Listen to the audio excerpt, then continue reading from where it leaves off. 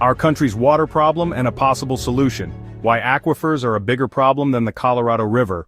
If you think the increasing demands on the water supply from the Colorado River is a major concern, the groundwater depletion of the Ogallala Aquifer and more than 20 other aquifers in the Southwest is an even greater crisis. The Colorado River provides 12.5 to 15 million acre-feet of water per year. The Ogallala Aquifer provides 19 to 21 million acre-feet of water per year. California's aquifers provide 17.6 million acre-feet of water per year. The annual pumping of groundwater in the Southwest from aquifers is more than double the total amount of water that flows down the Colorado River in a year. Water, or the lack of enough water, is a bigger problem than you might think. It is not a countrywide shortage problem, but it covers about 1/3 of the Southwest portion, providing the bulk of the country's food. From researching articles about water this past year for the new company I have founded, I now realize the water problem is far more significant than I could have imagined. Every summer, you hear about droughts, and every winter you hear about floods. So my thoughts were, we have multi-year cycles of drought and heavy rainfall, so it can't be that bad. The reservoirs will refill with the next cycle. The truth is that even if global warming was not true and rainfall in the country was consistent, we would still be in serious trouble. Did you know that for about a 2,800-mile stretch of our California coastline and along the southern border of Mexico, we have relatively no river water exiting to the ocean or Mexico, not even the once mighty Colorado River? All the multiple rivers for these 2,800 miles of coast and border are diverted to cities and agriculture. This river flow map shows the river's width gauged by cubic feet of water per second, and the red line indicates where no water exits from the country. The Ogallala Aquifer, which is one of the biggest aquifers in the world, is part of the same southwest section. It spans under 8 states and covers 111 million acres. It has an estimated 170,000 wells, mostly very high-volume agriculture wells drawing water from it, and the water table has severely dropped. The Central Valley Aquifer in the California Farm Belt covers 15 million acres of agricultural land with over 100,000 wells in it. Between 1961 and 2021, the aquifer lost an estimated 93 million acre-feet of groundwater storage. There are about 20 other aquifers in the Southwest states that are in significant depletion. Now think of these aquifers as vast lakes far bigger than all the Great Lakes combined. Imagine that these enormous multi-state-sized lakes were filled with gravel up to just above the waterline, and then a fertile layer of topsoil was laid on top. These aquifers are mostly sand and gravel with water in the gaps, so they drain quickly but refill slowly. A couple of generations back, you could dig a well almost anywhere in this 1/3 of the country and find water not that far down. And this led to an agriculture boom of what was once thought of as a nearly limitless supply of water. Wells are running dry at an alarming rate, drastically reducing the high-volume wells needed for pivot irrigation. When flying over farmland, the thousands of perfectly round green circles visible below are pivot irrigation systems which rely on high-volume wells drawing from aquifers. This image gives you a better idea of the scale of a pivot irrigation system. The typical length of the pivot arm is 1,320 or 2,640 feet long, and it is estimated that there are 125,000 self-propelled center pivot irrigation systems in the United States. Areas with all square green patches are more likely to be from canals or piped in from river water. The mass production of submersible electric well pumps began in the 1940s, enabling large-scale groundwater extraction. In 1954, the first commercial pivot irrigation system was installed. As the power grid expanded across the Great Plains, well drilling surged, leading to the rapid proliferation of millions of irrigation wells, fueling an unprecedented agricultural boom. This boom contributed to the peak in U.S. cattle inventory in the 1960s and 1970s, a level that has been declining ever since. It has been only about 75 years since we first began extracting water from the 20 major aquifers of the Southwest. Water pumping peaked in just 30 years, and today, tens of thousands of pivot irrigation systems sit idle due to severe groundwater depletion. Future water demands of the Colorado River Utah's Lake Powell Pipeline project to construct a 140-mile-long pipeline costing $2.4 billion to secure the water it was allotted back when Hoover Dam was built, is planned. They plan to pump 86,000 acre-feet annually over the hills into Utah. They have the rights to it, but the other 7 states that rely on the Colorado River are in an uproar about it. Lithium deposit needs Colorado River. A new discovery of a deposit of lithium in brine formed deep under the Salton Sea. The deposit size is estimated to be worth $500 billion. The planned project is titled Lithium Valley. The water needed to mine out the lithium is expected to be 7.2 billion gallons annually.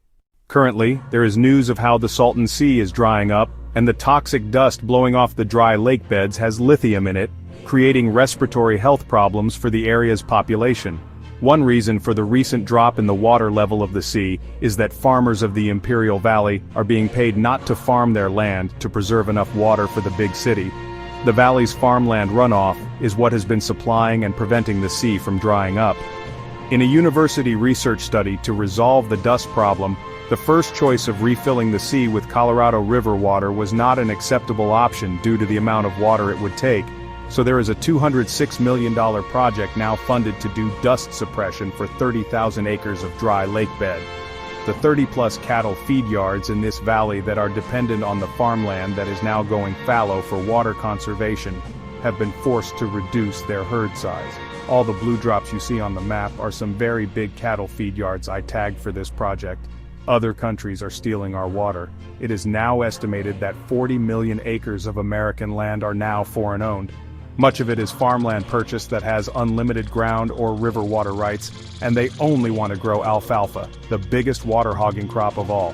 As seen on 60 Minutes, they pack the alfalfa into cargo containers and ship it home to feed their cattle. Wendon, Arizona, the United Arab Emirates purchased land where they are growing alfalfa. They have caused the town's water supply wells to go dry. It is estimated that the farm uses 15,000 to 16,000 acre-feet of water annually. Another Saudi-owned company purchased Arizona desert land and in 2023 alone, pumped out an estimated 31,196 acre-feet of basin aquifer water. Now that you have this new information, which you were likely unaware of, take a pause and think about the magnitude of the problem. What is the answer? We cannot fix it by building more dams if we cannot keep the ones we have filled. There is no possible way to refill the vast aquifers, and you can only drill a well so deep before you hit the bottom of the aquifer. So, you go the other way. We need to conserve water. Well, ask the tens of millions of people in the cities on the California coast how they like the restrictions to try and save water. That has not gone well. New California water conservation projects are estimated to cost $13.5 billion between 2025 and 2040. Now let me give you a couple more facts before I share with you the plan that could solve the problem that I've been working on for the past 2 years. 70 to 80% of all the country's water goes to agriculture, and 80% of agriculture goes to feeding livestock. So that is 60% of all the country's water goes to livestock. This is an AI list of the top 10 water hogging crops in the USA. Now you will see on the list of top 10 agricultural water-using crops in the US, the top 3 water hogging crops are for livestock, and these 3 crops cover the bulk of the feed for most all livestock. Now for the business plan I am proposing, it is addressing how we feed livestock. We will first focus on beef and dairy feed yards for logistical benefits of feed transportation costs, and how with scale, we drastically lower feed cost and get to massive water reduction. Other livestock we will address later. Now we know that more than half our water goes to just 3 crops: alfalfa, grass hay, and feed corn. Surprisingly, you will learn that there is an existing way to replace these 3 crops with another drought-tolerant crop that is grown with a fraction of the water and is a fast-growing crop taking just 90 to 120 days to harvest, so you can harvest 2 or 3 crops a year. But the best part is that it can be dry farmed. That term means the crop can be farmed with just rainfall and no irrigation water at all. This crop is in the grass family, and grass is the most important of all types of vegetation on the planet. And there are between 12,000 to 13,000 varieties of grass. You know its name well. Archaeological findings suggest that its cultivation dates back at least 10,000 years. It is barley. Now the answer is no. We are not going to start raising livestock on barley grain or hay. That is not cost effective. My plan is to build huge warehouses directly adjacent to each feed yard, and inside the building, we will use a large-scale vertical farming method, specially designed hydroponic systems to grow barley fodder. Barley seed is hydroponically grown with this racking equipment for just 9 days in trays using a fertilized water solution without dirt, creating a thick mat of roots and grass, referred to as a biscuit of fodder. The living root and grass fodder biscuits are 100% consumable by cattle. The point of this plan is that we can now start replacing the 3 biggest crops that take half our water, replacing them with a dry farmed crop in the same surrounding area of the feed yard to reduce transportation costs. Then, we grow the seed into 100% edible biscuits of roots and grass, fed directly to the cattle. With my most advanced proprietary system, we are now averaging about 10 pounds of fodder from a pound of seed in 9 days. The fodder is grown more than 20 levels vertically for the first 5 days without lighting, and then on wider spaced racks with grow lighting for the final 4 days. The greening stage of the fodder is very fast before harvesting, so it uses only a small fraction of electricity compared to most other vertical farming operations. This most advanced system was designed specifically for large-scale, high-tonnage per square foot warehouse operations. The new system design in the climate-controlled environment, with the average growth rate achieved in my lab, will average 430 pounds per day, 365 days per year, using about 220 square feet of the warehouse floor space per system. We would line the systems up in rows in the warehouse with a conveyor belt system to move the fodder to the feed yard, dispensing and mixing truck commonly used by ranches. A brief history of vertical farming, also known as CEA farming, shows a boom and bust cycle. Billions of dollars have been lost in attempts to vertically produce food for humans, and similar attempts failed for livestock feed. The mathematical failures come down to the length of days to harvest the crop, the number of days of grow lighting needed, the lack of ability to get the produce to the consumer for a reasonable price, and the ratio of the calories or tons per square foot of the building. The feasibility of the above depends on what the food is, and in my opinion, the foods people eat mathematically can't be done. But with this new business model for barley fodder and the right design, it can be done. This side view of barley fodder grown for just 9 days has an incredibly high ratio of calories and tons produced per square foot of the building compared to the best ratio ever producing food for humans. Brief history. In 2015 I was hatching and raising hundreds of emu each year, and I was battling a nutrition-related problem when I learned about companies selling fodder systems. I found the method of growing your own feed on the ranch interesting. I enjoyed learning about the nutritional values of fodder and the problem-solving aspect of how to build a better system. Each of the 4 systems I designed improved upon the previous one. However, the main challenge faced by my company and the many other fodder-producing businesses were that even after the initial investment, it comes down to the seed, labor, and electrical costs to produce the fodder were higher than the market price of mass-produced feed. In the years after ending my fodder business, I kept thinking we needed to produce the fodder so efficiently and get the cost down so low that it would be a better alternative for a large feed yard than picking up the phone and having another 50 or 500 tons of hay delivered. Over the past 3 years, I've implemented significant improvements to the design and formed a new C Corp called Sprouting Gear Inc. Sprouting Gear's hydroponic system utilizes a fertilized water approach. It has more vertical layers and is specifically tailored for use in very large warehouses capable of housing hundreds of systems. The yield per square foot of floor space has now increased several times compared to my previous designs or other designs, while also reducing both labor and electrical demands. Producing larger buildings alone is not enough to reduce the cost per ton significantly. We still have not addressed labor, electricity, transportation, along with the high expense of barley seed. Each is addressed next to make the system viable. Labor for fodder compared to traditional plow farming. My revised system is far more efficient for labor. Alfalfa and feed corn labor showed about the same for traditional feed labor with large-scale operations using the biggest, most advanced tractors and harvesters. It was about double the man-hours per ton for smaller farming operations. The 2 biggest differences for labor will be the skill set needed for the labor and the added trucking cost. Running the fodder systems is simple, repeated tasks with a very short learning curve that anyone can do compared to the new advanced tractors, and harvesters require a high skill set to maintain and run them. The fodder building is to be built directly next to the feed yard, so there would be no transportation costs, and the traditionally farmed hay or corn would travel long distances, adding trucking labor and fuel costs. The labor for the fodder building will be a daily 8-hour shift year-round in a comfortable, climate-controlled building about 68 to 70 degrees. But plow-farmed feed is very irregular due to extreme weather changes, and it is seasonal. Energy of the fodder warehouse. Unlike the many videos I've seen and the studying I have done about vertical farming food for people that require massive amounts of electricity for the amount of grow lighting they were using, the fodder takes just a small fraction by comparison. The fodder system is designed to work as nature does. The system is built in 3 stages. 2 days of germinating the seed at 21 levels vertically with no lighting, 3 days in the sprouting stage at 21 levels vertically with no lighting, and 4 days in the greening racks at 7 levels vertically. The LED grow lighting for the greening rack of each system is 432 watts in total. We can run the lighting from dawn to dusk, not needing 24-hour lighting. Calculations show we can offset the grow lighting with 1/3 of the roof in solar. Another 1/3 of the roof in solar would cover climate control. With some batteries we should be near net zero for energy. The fuel required for plowing, planting, cutting, gathering, drying, harvesting, baling, shredding, and transporting of traditional livestock feed is among the top 5 uses of diesel fuel worldwide. Now, we will discuss seed sourcing and how we can achieve significant savings for the farmer. With all the factors already described, the farmer will still not be saving money. The final key to making the barley hydroponics work, which will produce the fodder 2 to 4 times lower than the plow farm traditional feed, comes down to the cost of the landed seed.